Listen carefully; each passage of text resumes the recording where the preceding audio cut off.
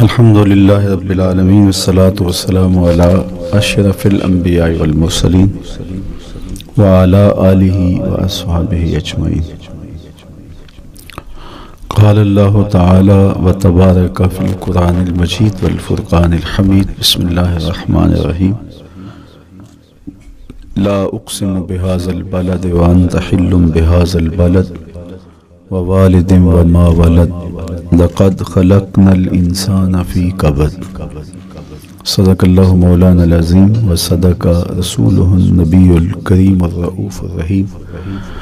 اللہم نور قلوبنا بالقرآن وزین اخلاقنا بالقرآن وادخلنا الجنة بالقرآن ونجنا من النار بالقرآن۔ قال اللہ تعالی وتبارک فی شان حبیبہ مخبرا وآمرا ان اللہ وملائکتہ یصلون علی النبی یا ایہا الذین آمنوا صلوا علیہ وسلموا تسلیما۔ اللہم صلی علی سیدنا و مولانا محمد معدن الجود والکرم صلاۃ و سلاما علیک یا سیدی یا رسول اللہ۔ میں نے آپ کے سامنے قرآن مجید کے جو کلمات تلاوت کیے ان میں اسی حقیقت کو بیان کیا گیا۔ لا اقسم بہذا البلد، آغاز ہوا شہر مکہ کی قسم سے، قسم ہے مجھے اس شہر کی، پھر وجہ قسم بھی بیان کی، وَأَنْتَ حِلٌّ بِهَذَا الْبَلَدِ، مجھے اس شہر کی قسم اس لیے کہ محبوب اس شہر میں تو جو بستا ہے، تیرا بسیرا ہے اس شہر میں، اس شہر کی گلیوں نے تیرے قدم چومے ہیں اور تیرے انفاس کی مہک اس کی فضاؤں میں بسی ہے، اس لیے مجھے قسم کہ یہاں تم رہتے ہو۔ اللہ اکبر۔ علماء کے مابین اس بات پر اختلاف ہے کہ مکہ المکرمہ افضل ہے یا مدینہ النبی صلی اللہ علیہ وآلہ وسلم افضل ہے۔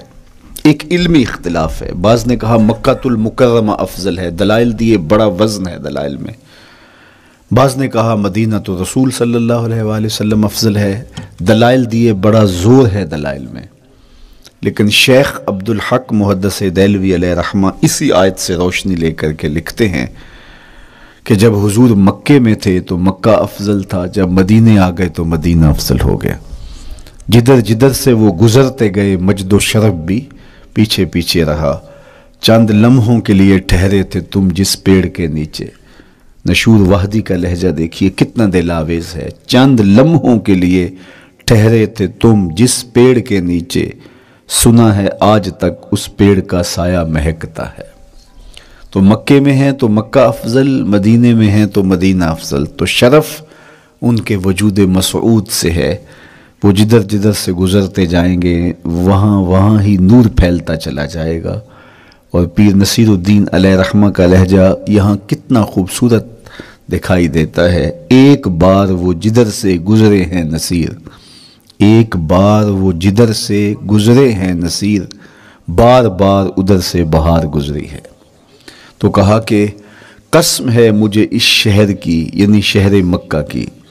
کیوں شہر کی قسم؟ وَأَنْتَ حِلٌّ بِهَذَا الْبَلَدِ، کہ محبوب اس شہر میں تمہارا قیام ہے، اس شہر میں تمہاری رہائش ہے، تمہارے انفاس کی مہک ہے اس شہر کی فضاؤں میں، اور تمہارے قدموں کو چھوا ہے اس شہر کی گلیوں نے، اس لیے قسم کہ یہاں آپ رہتے ہو۔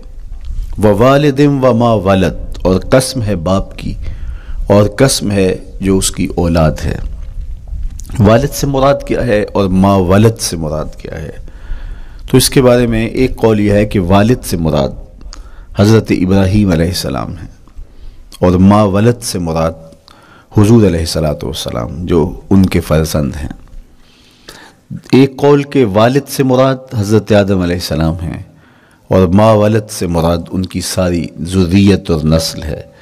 تیسرا قول کہ والد سے مراد حضور علیہ السلام ہیں، اور ما ولد سے مراد حضور علیہ السلام کی ساری امت، حضور علیہ السلام کی ساری آل اطرت، حضور کے اصحاب۔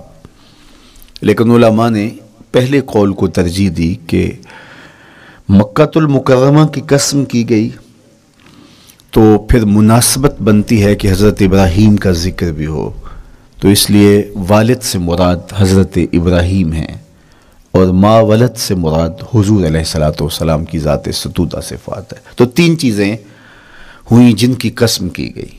سب سے پہلے شہر مکہ کی قسم کی گئی، پھر حضرت ابراہیم علیہ السلام کی قسم کی گئی، اس کے بعد حضور علیہ الصلوۃ والسلام کے مبارک وجود کی قسم کی گئی۔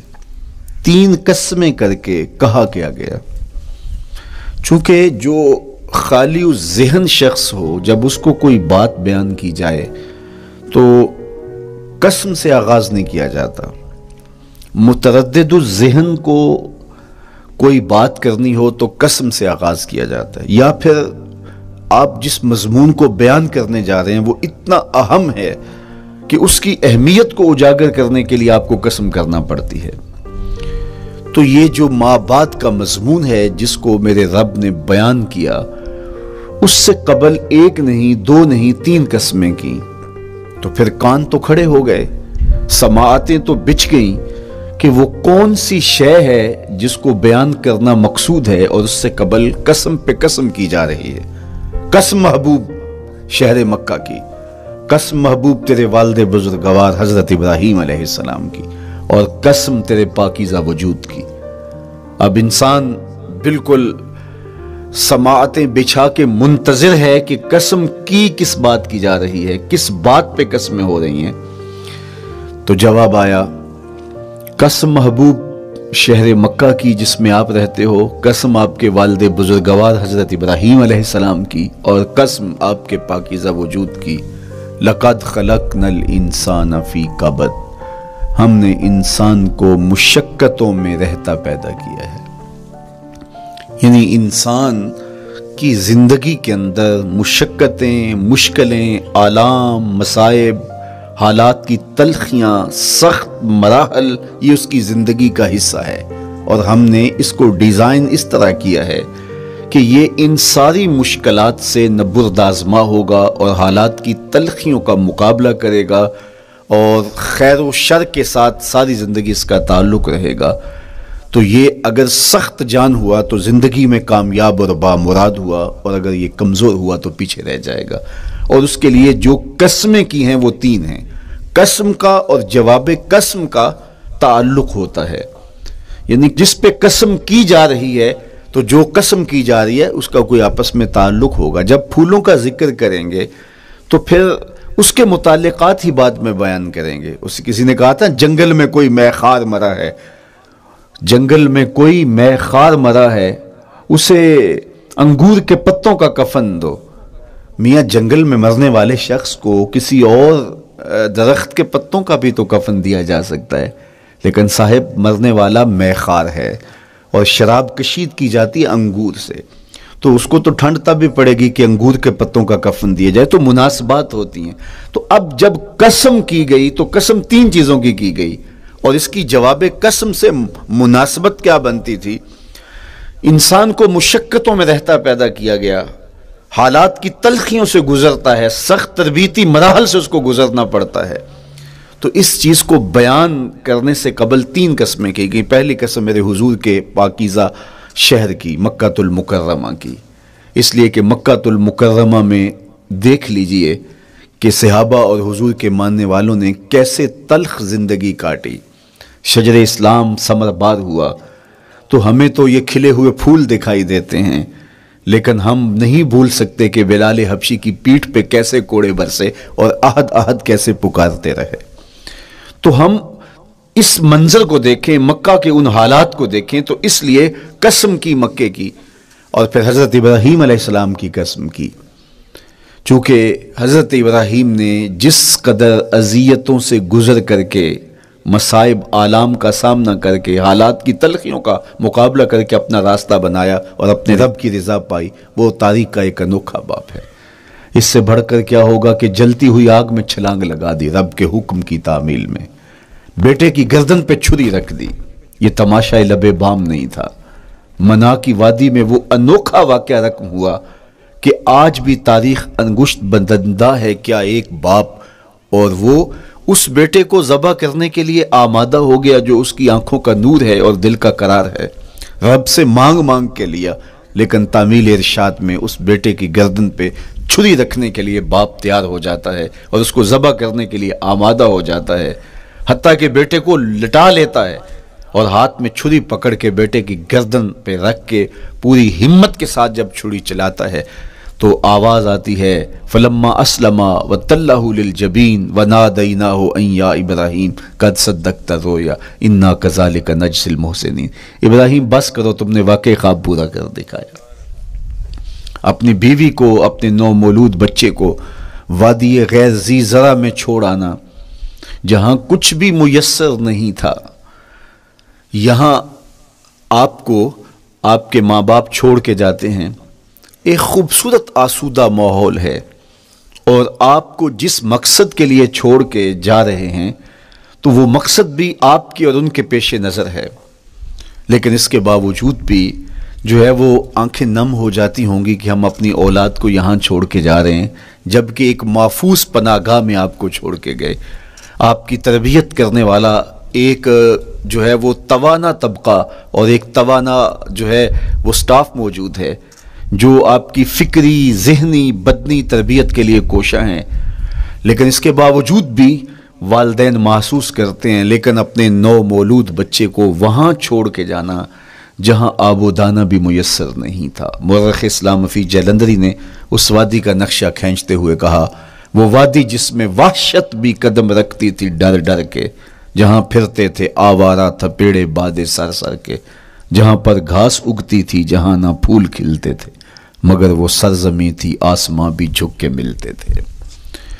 تو اس وادی میں چھوڑ کے آنا، حضرت ابراہیم نے جو امتحانات دیے، اس لیے ان کی قسم کی، چونکہ جواب قسم کا تعلق بنتا ہے تو قسم ابراہیم کے پاکیزہ وجود کی کہ جنہوں نے دکھ سہے، تکالیف، آلام گوارا کی، لیکن پائے ثبات میں لغزش نہیں آنے دی۔ تیسری قسم میرے حضور کے پاکیزہ وجود کی فرمایا جتنے دکھ مجھے دیے گئے، جتنی اذیتیں مجھے پہنچائی گئیں، اتنی کسی کو نہیں دی گئیں۔ پیدا ہوئے تو حضور کے باپ کا سایہ سر پہ نہیں تھا، پھر اس کے بعد حضور مختلف مراحل سے گزرے، 6 سال کی عمر میں ماں کا انتقال ہو گیا۔ جب راہ حق میں لوگوں کو دعوت رشد و ہدایت دینے نکلے تو جو لوگوں کے رویے تھے اور جو اذیتیں لوگوں نے پہنچائیں وہ ایک الگ باب ہے۔ مکے کی گلیوں سے لے کے طائف کے بازاروں تک جن اذیتوں سے میرے حضور گزرے، ام المومنین سیدہ عائشہ رضی اللہ تعالیٰ عنہ فرماتی ہیں ایک دن حضور کی بارگاہ میں حاضری تھی تو ہم نے عرض کیا حضور کیا احد کے دن سے سخت دن بھی زندگی میں کبھی گزرا ہے؟ صحابہ کی نظر میں اس دن سے سخت دن کبھی زندگی میں نہیں آیا، اس لیے کہ جب 70 صحابہ کی لاشیں پڑی تھیں، حضور کے چچا حضرت امیر حمزہ شہید کر دیے گئے، اور نہ صرف انہیں شہید کیا گیا، ان کا مسلح کیا گیا، اعضائے بدنیاں کاٹ دیے گئے، ناک کاٹ لی گئی، زبان کاٹ لی گئی، بدن چیر کے کلیجہ نکالا گیا، اور پھر ان اعضاء کا ہار پرویا گیا، اور ہندا نے گلے میں ڈال کے رقص کیا، آنکھوں میں نیزے چبھوئے گئے۔ تو یہ دردناک دن تھا۔ تو حضور کے سر انور پہ سفید رنگ کی پٹی بندھی تھی اور چشمان رحمت میں آنسو تھے، اور بار بار فرماتے تھے ما فعل امی، میرے چچا کی کہانی سناؤ۔ تو یہ دردناک دن تھا جو صحابہ نے اپنی آنکھوں سے دیکھا۔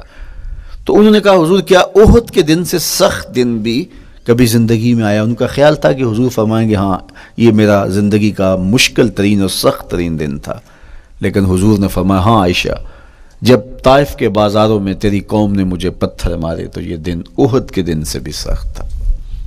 حضور ان کے 3 سرداروں کے پاس پیغام حق لے کے گئے، لیکن انہوں نے آگے سے جو رویہ اختیار کیا وہ اتنا اذیت ناک تھا۔ حضور نے فرمایا کہ ٹھیک ہے، میں تمہاری خیر خواہی کا جذبہ لے کے تمہارے تک پہنچا ہوں، تم نے میری دعوت کو قبول نہیں کیا، تمہاری مرضی، تمہارا مقسوم، چلو اب یہ بات میرے اور تمہارے درمیان رہنی چاہیے، اس بات کو راز رہنا چاہیے، اہل مکہ تک یہ بات نہ پہنچے۔ انہوں نے کہا ہم کیوں راز رکھیں، بلکہ اوباشوں کے ہاتھ میں پتھر دے دیے، اور حضور جب واپس ہونے لگے تو وہ حضور کے پاؤں پہ سنگزنی کرتے، حضور اپنا ایک پاؤں اٹھاتے تو دوسرے پاؤں پہ مارتے، شدت درد اور احساس کرب سے حضور بیٹھ جاتے تو ان کے غنڈے دائیں بائیں سے بڑھتے اور کندھوں سے پکڑ کے حضور کو اٹھاتے اور مشق سنگزنی کرتے، نالین خون سے بھر گئے، لخت لخت زخمی ہوا۔ اللہ اکبر! کیا دردناک لمحے تھے، کیا تکلیف بری گھڑیاں تھی۔ تو کہا کہ جب طائف کے بازاروں میں تیری قوم نے مجھے پتھر مارے تو یہ دن احد کے دن سے بھی سخت تھا۔ اچھا، جب حضور پر اس طرح آلام و مصائب ٹوٹ پڑے تو حضور کے ساتھ جو صحابہ تھے انہوں نے کہا حضور ان کے لیے بد دعا کر دیجئے، تو میرے حضور بولے میں رحمت بن کے آیا ہوں، میں رحمت بن کے آیا ہوں۔ اللہ اکبر۔ ان کا تقاضا پہم بڑا تو حضور کے ہاتھ اٹھ گئے، اور پھر حضور نے جو کہا سنیے، اللہم اہد قومی فإنہم لا یعقلون، اے اللہ میری قوم کو ہدایت دے دے، یہ مجھے جانتے نہیں، اگر جانتے تو ان کا میرے ساتھ یہ رویہ نہ ہوتا۔ تو پتھروں کے جواب میں دعائیں دینا پیغمبروں کا حوصلہ ہوتا ہے۔ اللہ اکبر۔ مورخ اسلام حفیظ جلندری نے کیا خوبصورت پیرائے میں نقشہ کھینچا کہ حضور ہاتھ اٹھا کے دعا مانگ رہے ہیں، الہی کرم کر کو سارے طائف کے مکینوں پر، الہی پھول برسا ان پتھروں والی زمینوں پر۔ تو حضور نے دکھ سہے، تکلیفیں سہی۔ اب 3 قسمیں کی، شہر مکہ کی قسم جہاں حضور کے صحابہ نے تکلیفیں سہی، اس شہر کی گلیوں میں انہیں گھسیٹا گیا اور ان کو کچی کھالوں میں لپیٹ کے دھونیاں دی گئیں، انہیں اذیت ناک مراحل سے گزارا گیا۔ حضرت ابراہیم مشکل سے مشکل زندگی کاٹی اور رب کی رضا جوئی کے لیے کوشاں رہے، اور میرے حضور نے سخت ترین اذیتوں، مقاومتوں، مخالفتوں اور تکلیفوں کا سامنا کیا۔ تو ان 3 چیزوں کا حوالہ دے کر، ان 3 چیزوں کی قسم کر کے اب انسان کو بتایا جا رہا ہے کہ تم مشکلات سے تمہیں گزرنا پڑے گا، حالات کی تلخیاں تمہیں سہنی پڑیں گی، کسی مرتبے تک پہنچنے کے لیے تمہیں پھر تکلیفوں کی راہ اختیار کرنی پڑے گی۔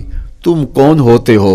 میرا محبوب ہو تو تکلیفیں وہ بھی اٹھائے، 2 جہاں کا مالک ہو اور طائف کے بازاروں میں اس کے پاؤں پہ بھی پتھر پڑیں، اور کونین کا سردار ہو اور ان کے اوپر اوجری ڈال دی جائے، کائنات کا مالک ہو اور ان کو مکے کی گلیوں کے اندر ان کے گلے میں عقبہ بن ابی معیط کپڑا ڈالے اور تاؤ دے، تو کیا ان مشکلات سے تم بچ سکتے ہو؟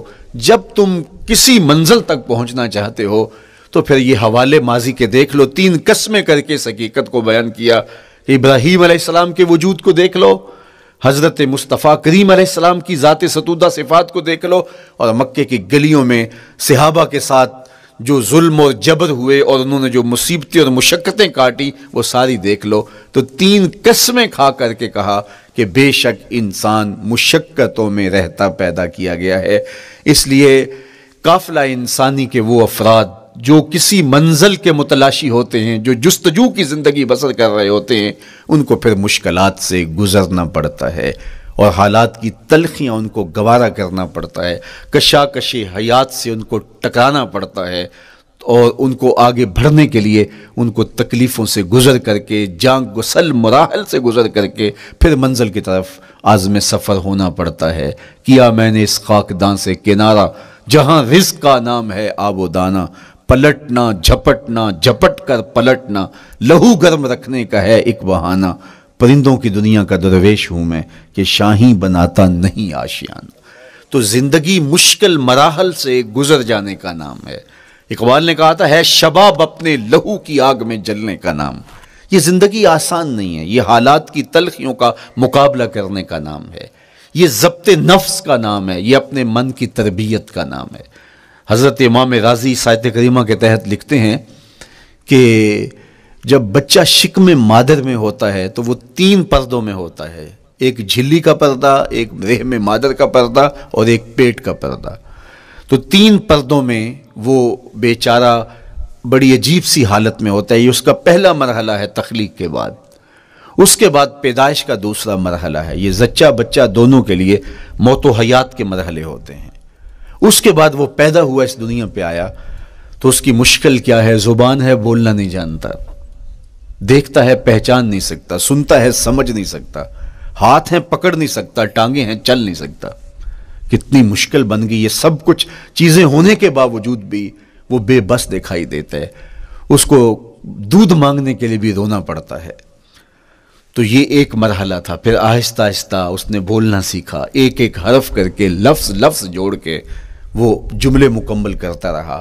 آج تو زبان کا طوطی بولتا ہے، آج تو بات کریں تو جو ہے وہ ماحول تھم جاتا ہے، لیکن انسان ذرا پلٹ کے آغوش مادر میں تیری ماں نے ایک ایک حرف تجھے سکھایا تھا، ایک ایک لفظ تجھے سکھایا تھا، لفظ لفظ کر کے، حرف حرف کر کے جملے بنے، اور آج تیری گفتار کی شوخی کے تذکرے زمانے میں ہیں، تو پھر تجھے بولنا سکھایا، تو چل نہیں سکتا تھا، آج تیری جو ہے وہ جولانیاں دیکھنے والی ہیں، تیری رفتار کو کوئی چھو نہیں سکتا ہے، تیری آنکھوں کی بجلیاں آج عقابوں سے بڑھ کر ہیں، آج تیرے کانوں کے اندر نغموں کا جہاں آباد ہے، آج تیرے ہاتھوں کی گرفت کہ آگے شیر غراں بھی ہو تو وہ بھی بے بس ہو جاتا ہے، لیکن دیکھ تو کتنا مجبور تھا۔ اچھا چلو وہاں سے آگے آئے، پھر زندگی کو سیکھنا پڑتا ہے، آداب سیکھنے پڑتے ہیں، کس سے کیا بات کرنی ہے سیکھنا پڑتا ہے، آگے بڑھے، جوانی کی دہلیز پہ پہنچے۔ جوانی انسان کی زندگی کا باقپن ہوتا ہے، عروج ہوتا ہے، اللہ اکبر، لیکن جوانی کو تقدس معاب رکھ کے منزل تک پہنچانا یہ سب سے مشکل مرحلہ ہوتا ہے، چونکہ جذبات بے قابو ہیں، خواہشیں آوارہ ہیں، اور تا حد نظر نظارے ہی نظارے جو دل کو کھینچتے ہیں۔ اب اپنے تقدس کو جو شخص محفوظ رکھے، کائنات میں سب سے قیمتی جوہر حضرت انسان کا اس کی عصمت کا جوہر ہے، اور سب سے حسین چہرہ وہ ہے جو جنسی کالک سے اپنے آپ کو بچا لے۔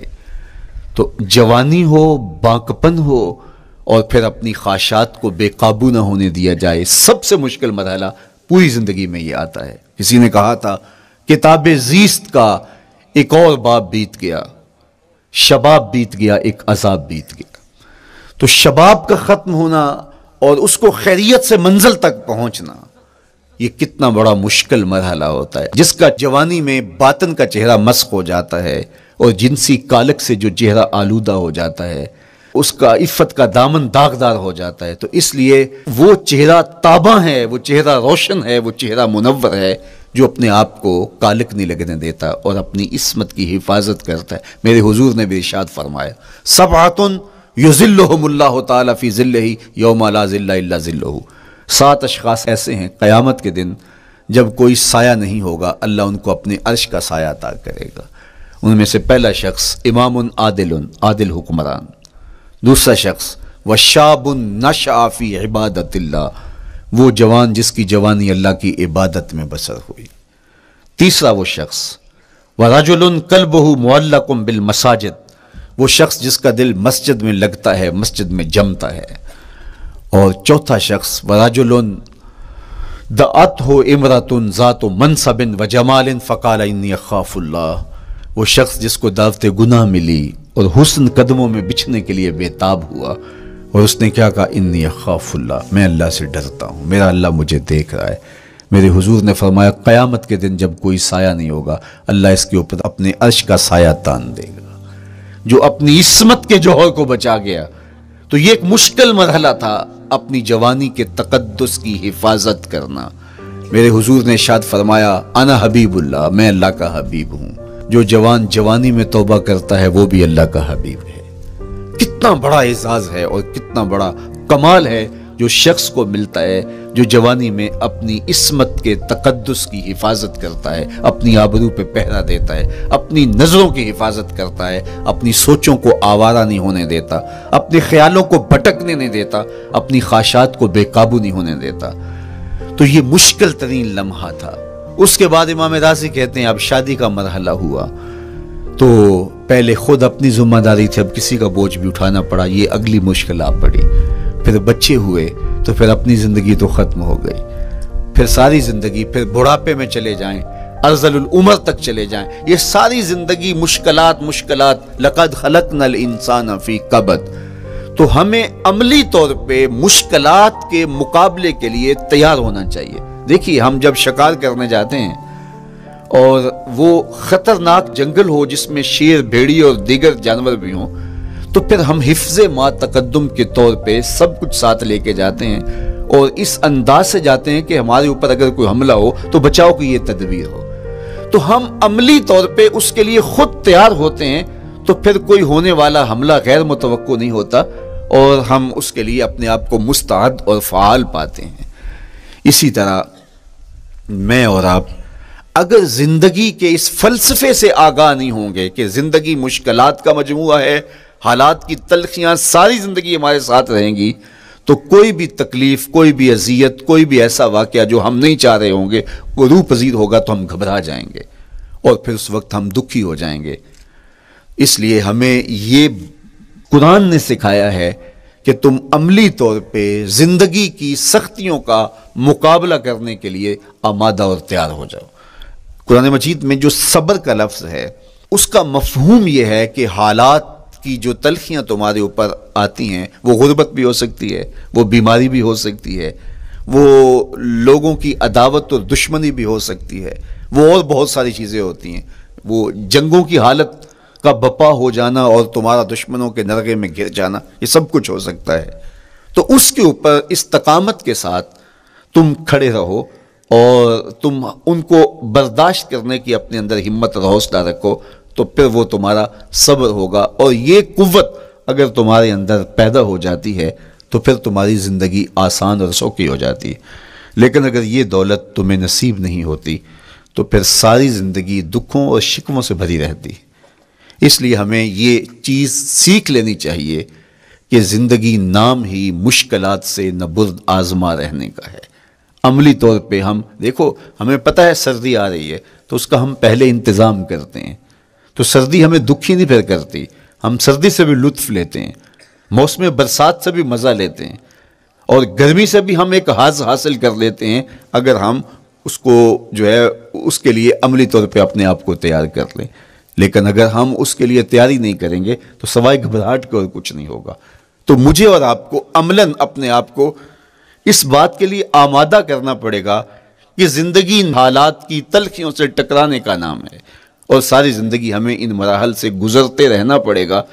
اور قرآن نے جو ہے وہ 3 قسمیں کر کے، اور 3 قسمیں بھی شہر مکہ کی اور محبوب کریم کے پاکیزہ وجود اور جناب ابراہیم علیہ السلام کی، تاکہ تمہیں پتہ چلے جب ان کو بھی ان مراحل سے گزرنا پڑا میں اور آپ کیا بیچتے ہیں۔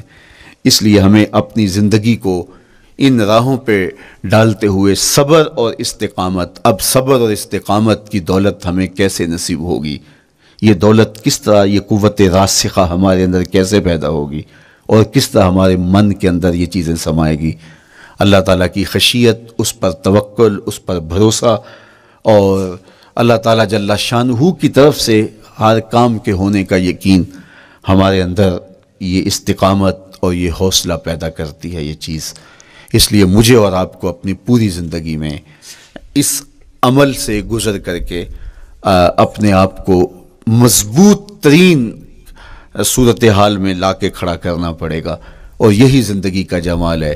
تو اب پھر دیکھیے قرآن کیا کہہ رہا ہے، لا اقسم بہذا البلد وانت حل بہذا البلد ووالد وما ولد، 3 قسمیں کی۔ اس کے بعد ارشاد فرمایا لقد خلقنا الانسان فی کبد، ہم نے انسان کو مشکلوں میں، مصائب میں، آلام میں رہتا ہوا پیدا کیا۔ کہتے ہیں جب حضرت انسان کی تخلیق ہوئی تو اس کا خمیر جب گویا جا رہا تھا تو اس کے اوپر 39 دن تک آزمائشوں کی، دکھوں کی، تکلیفوں کی بارش ہوئی، اور ایک دن خوشیوں اور مسرتوں کا می برسا۔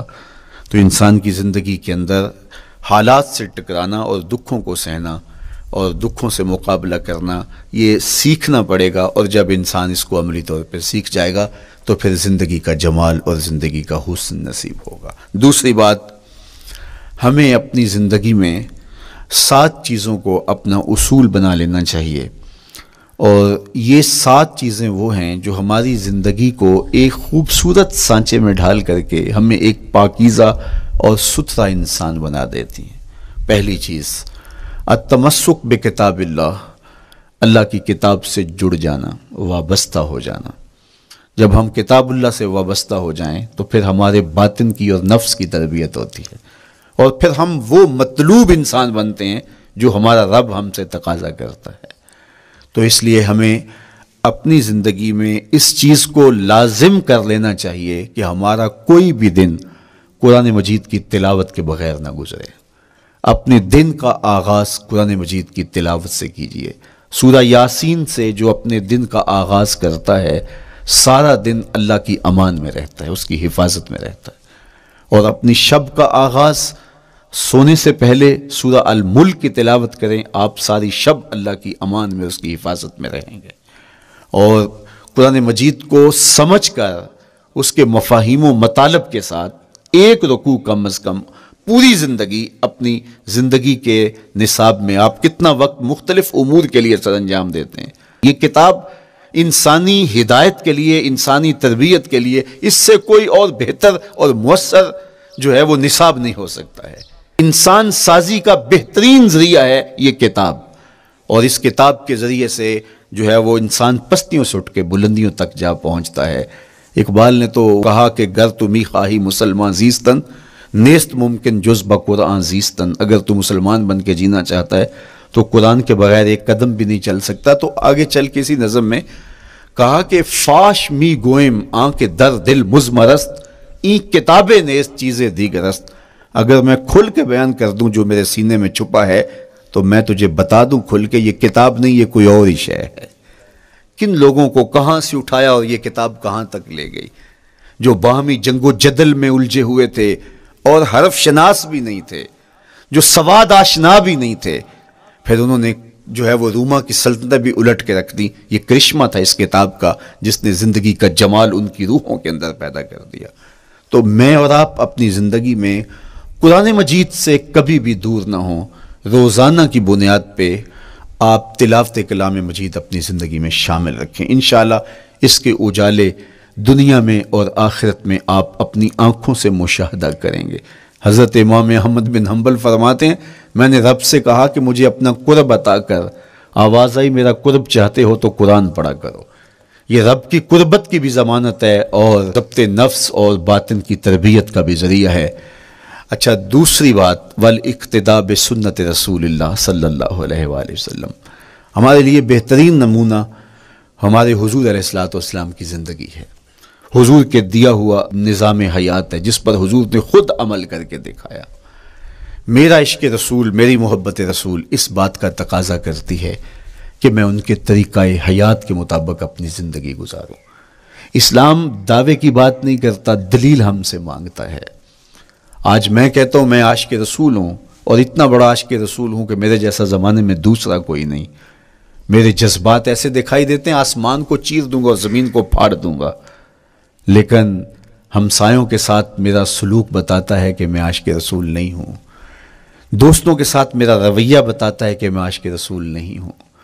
میں کسی سے وعدہ کرتا ہوں اور پھر اس پہ پورا نہیں اتر پاتا، تو صاحب پھر آپ عاشق رسول نہیں ہیں، آپ کچھ اور ہیں۔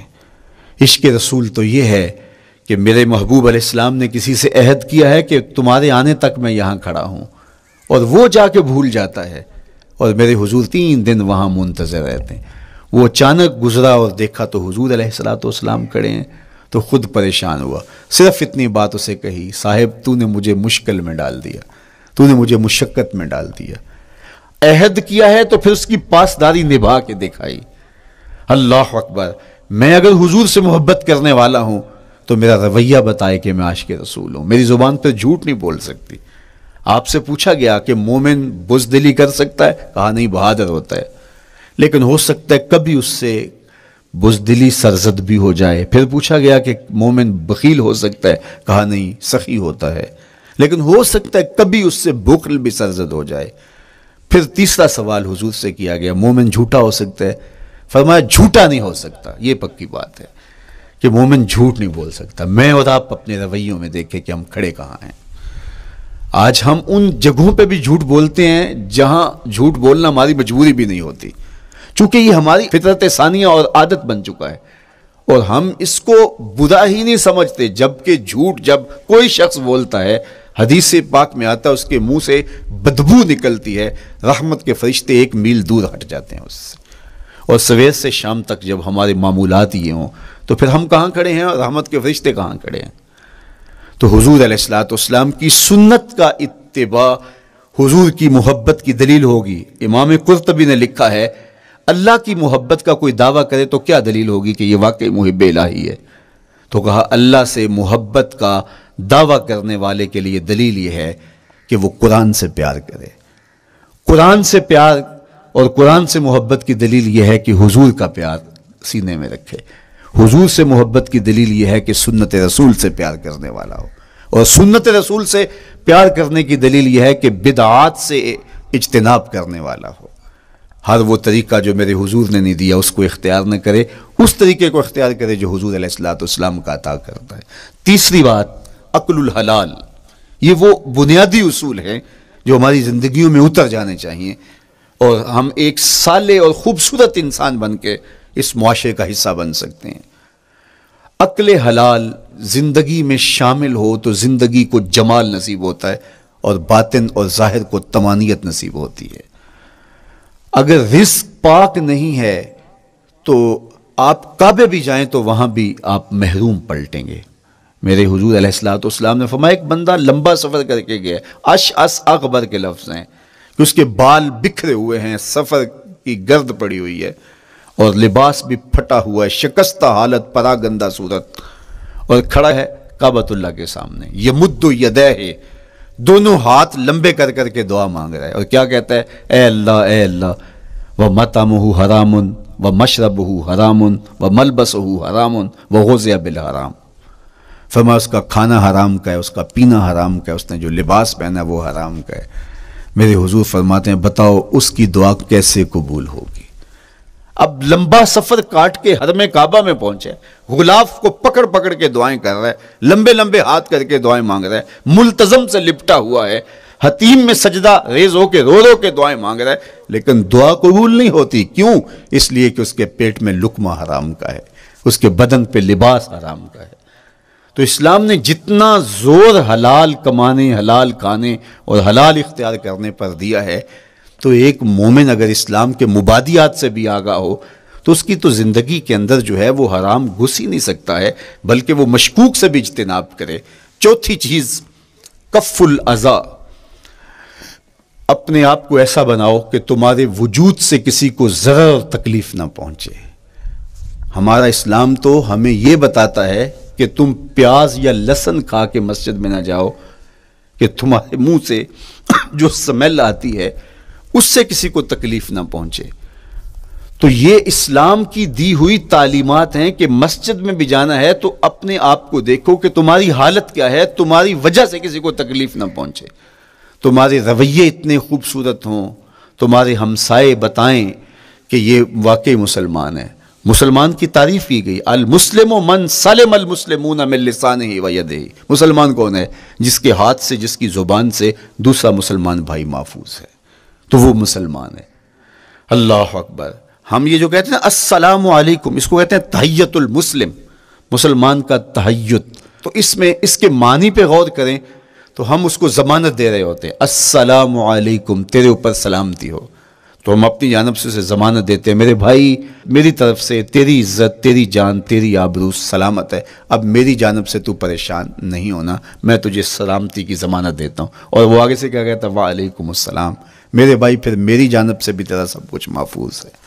اگر سلام کا مفہوم اچھی طرح ہماری روحوں میں اتر جائے تو پھر ایسا ہو نہیں سکتا کہ ہم جس کو السلام علیکم کہہ دیں پھر اس سے ہم دھوکہ کریں, یا اس کی آبرو پہ حملہ آور ہوں, یا اس کے مال پہ حملہ آور ہوں جب السلام علیکم کہہ دیا. چونکہ جو ہمیں لفظ بولنے کے لیے کہا گئے ہیں اس کے پیچھے فلسفہ ہے لفظوں کا. یہ پھول ہیں, ان کو دیکھ کر سبحان اللہ کہنے کا کہا گیا ہے. پہاڑوں کو دیکھ کے اللہ اکبر کہنے کا کہا گیا ہے.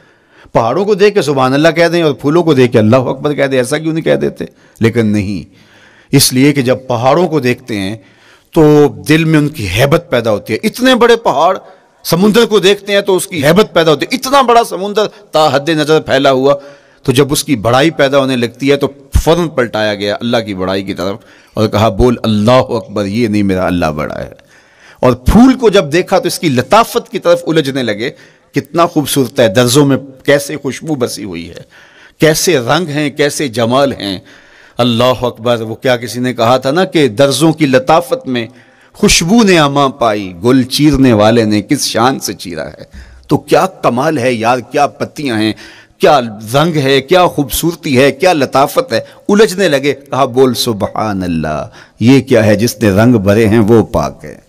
تو تیرا دل الجھ نہ جائے. تو جو ہم بولتے ہیں لفظ جہاں بھی بولتے ہیں اس کے پیچھے ایک فلسفہ ہوتا ہے. السلام علیکم یہ تحیت المسلم ہے. جب ہم کسی کو کہتے ہیں السلام علیکم تو اس کو ہم نے ضمانت دے دی، بس بات ختم، اب جو ہے وہ میری جانب سے تو محفوظ ہے۔ لیکن ہم سلام بھی لے رہے ہوں گے اور ہاتھ بھی کاٹ رہے ہوں گے اور اس کی جیب بھی کاٹ رہے ہوں گے، پھر سلام نہیں لیا، ہم نے منافقت کی ہے۔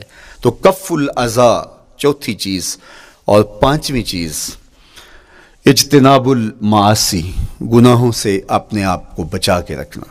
نیکی کرنا بہت اہم ہے، لیکن نیکی کرنے سے زیادہ اہم اپنے آپ کو گناہوں سے بچانا ہے۔ چونکہ شر کی قوتیں ہمارے ساتھ جڑی ہوئی ہیں، اس لیے اپنے آپ کی حفاظت جب ہم کریں گے تو ہم ایک اچھی صورت میں آگے بڑھیں گے۔ اور چھٹی چیز وہ ہے التوبہ، توبہ تسلسل کے ساتھ کرتے رہیے۔ یہ تصور کہ بڑھاپے میں توبہ کریں گے، یہ تصور کہاں سے آیا؟ یا ہمارے ہاں آج کل یہ کلچر پیدا ہوا ہے کہ لیلۃ القدر یا شب رات کے دن سارے جڑ کے توبہ کرنے بیٹھ جاتے ہیں اور پورا سال اپنی مرضی کی زندگی گزارتے ہیں۔ ایسا نہیں ہے۔ میرے حضور کے دامن پہ ایک بھی گناہ کا دھبا نہیں تھا۔ ہم نبیوں کی عصمت کے قائل ہیں، کسی نبی پر کوئی گناہ کا دھبا نہیں ہوتا۔ اگر اس امکان کو بھی تسلیم کر لیا جائے تو ساری شریعت مشکوک ہو جاتی ہے، لیکن اس کے باوجود حضور فرمایا میں دن میں اللہ سے 100 بار توبہ کرتا ہوں، ایک دن میں 100 مرتبہ توبہ کرتا ہوں۔ میں اور آپ دیکھیں کہ ہم کیا اس معمول کو اپنی زندگی میں شامل کیے ہوئے ہیں۔ جب انسان توبہ کرتا ہے، جب غسل کر لیتا ہے نا ایک دفعہ، تو پھر وہ بچ بچ کے چلتا ہے کہ کوئی گرد دوبارہ پڑ نہ جائے، اور جب وہ لتھڑا ہوا ہو تو پھر اس کو پرواہ بھی نہیں ہوتی۔ اس لیے ہمیں بار بار غسل کرنے کی، بار بار توبہ کرنے کی تلقین کی گئی ہے، تاکہ ہم پھر نئے گناہوں سے بچتے رہیں گے۔ تو اپنی زندگی میں توبہ کا تسلسل کیجئے، شام سویرے صبح بار بار اللہ سے توبہ کی اور رجوع کیجئے۔ اور آخری چیز ادا الحقوق، حقوق کا ادا کرنا۔ ہمارے ذمے جو حقوق عائد ہوتے ہیں وہ ہمارے والدین کے ہیں، وہ ہمارے بہن بھائیوں کے ہیں، وہ ہمارے دوستوں کے ہیں، ہمسایوں کے ہیں، ہمارے اساتذہ کے ہیں، کلاس فیلوز کے ہیں۔ وہ حقوق حتیٰ کہ جانوروں کے کیوں نہ ہوں، تو ان حقوق کو ہم ادا کرنے والے، دستبردار نہیں ہو سکتے ہم ان حقوق سے۔ یہ مومن کی زندگی ہے، یہ ہمارا نظم حیات ہے، یہ اسلام کا دیا ہوا منشور ہے، یہ طریقہ زندگی ہے کہ ہم ایک ایک کے حق کو ادا کرتے ہوئے اپنی زندگی کو بسر کریں۔ بالخصوص میں طلباء سے مخاطب ہوں کہ یہ عمر تربیتی اعتبار سے سب سے اہم عمر ہے۔ سیدنا علی المرتضیٰ رضی اللہ تعالیٰ عنہ فرماتے ہیں کہ 15 سال سے لے کر کے 20 سال تک کی عمر میں انسان کے نظریات پختہ ہوتے ہیں اور اس کی عادتیں جمتی ہیں۔ یہ دوسرے کہتے ہیں 13 سے 19 سال تک کی عمر، وہ کہتے ہیں یہ بڑی اہمیت کی حامل ہے۔ تو 13 سے 19 سال یا 15 سے 20 سال تک کی عمر، بعض کا تو ہوتا ہے کہ ابھی بچے ہیں، ماں باپ بھی سستی کرتے ہیں کہ ان کو تہجد کا عادی اب کیوں بنائیں، ابھی تو یہ بچے ہیں، ان کو ان چیزوں سے، چھوٹی چھوٹی چیزوں کا عادی اب کیوں بنائیں، جب بڑے ہوں گے، سمجھدار ہوں گے، ذمہ داریوں کا بوجھ آئے گا، سب کچھ کر لیں گے۔ تو پھر اس وقت کرنا مشکل ہوتا ہے، پھر کر نہیں پاتا بندہ۔ تو جو سیکھنا ہے، جو عادتیں پختہ کرنی ہے، وہ اسی زندگی میں ہوتی ہیں۔ تو یہ آپ کا ایک موقع ہے، آپ کو ایک ماحول فراہم ہوا ہے۔ آپ کے ہمسائے آپ کے کلاس فیلوز ہیں جو آپ کے ساتھ کمرے میں رہ رہے ہیں۔ ہمسائیگی کے حقوق ادا کرنے کا جو انداز ہے وہ یہاں ہی سیکھیے اور اپنے اندر اس کو متحقق کیجیے اور پختہ کیجیے۔ اسی طرح اپنے گفتگو کے لہجوں میں شائستگی، اپنے انداز کے اندر خوبصورتی اور اپنے رویوں کے اندر جمال پیدا کرنے کی کوشش کریں، اپنے آپ کو مؤثر بنائیں، اور شریعت کے بتائے ہوئے اصولوں اور ضابطوں کے مطابق آپ جب زندگی کے چند دن گزار لیں گے، پھر زندگی گزارنے کا نشہ آنے لگ جائے گا۔ چونکہ جب ہم اپنی خواہش کی زندگی گزارتے ہیں تو پھر ہم خود بے چین اور مضطرب ہوتے ہیں، اس لیے کہ ہمیں اس طرح زندگی گزارنی چاہیے جس طرح ہمارے رب نے ہمیں بتایا ہے۔ آپ کوئی بھی مشین خریدتے ہیں، کوئی بھی چیز لیتے ہیں تو اس کے ساتھ چھوٹی سی بک دیتے ہیں، آپ کو اس کا طریقہ استعمال بتاتے ہیں کہ اس کو یوں استعمال کرو گے تو دیر پا اس کے فوائد حاصل کرو گے۔ اگر یہ مائک ہم اس طرح استعمال نہیں کرتے، اپنی خواہش سے استعمال کریں گے، تو پھر نتیجہ کیا ہوگا کہ تھوڑے دنوں کے بعد جو ہے وہ خرابی کی طرف سلسلہ چلے گا۔ اس طرح یہ وجود جس پاکیزہ ذات نے بنایا ہے، اس نے ہمیں بتایا ہے کہ اس کو استعمال کیسے کرنا ہے اور اس زندگی کو کیسے گزارنا ہے۔ اور پھر انسان کو ایک ماڈل اور نمونہ بھی چاہیے، تو کہا نمونہ دیکھنا ہے تو محمد عربی کی ذات دیکھ لو، ادھر دیکھتے جاؤ اور زندگی گزارتے جاؤ، دیکھنا تمہاری زندگی کتنی خوبصورت اور کتنی پروقار گزرتی ہے۔ اللہ آپ کو دنیا آخرت کی برکتیں دے، اپنی پناہوں اور اپنی امان اور اپنی حفاظتوں کا حصار دے، اور آنے والا کل اللہ بہتر فرمائے، میرے وطن کی خیر کرے، میرے ملک کو امن کے اجالے دے، یہاں دہشت گردی کے سلگتے الاؤ ٹھنڈے کر کے امن کی بہاریں پیدا کر دے۔ کی محمد سے وفا تو نے تو ہم تیرے ہیں، یہ جہاں چیز ہے کیا لوح و قلم تیرے ہیں۔ وآخر دعوانا ان الحمدللہ۔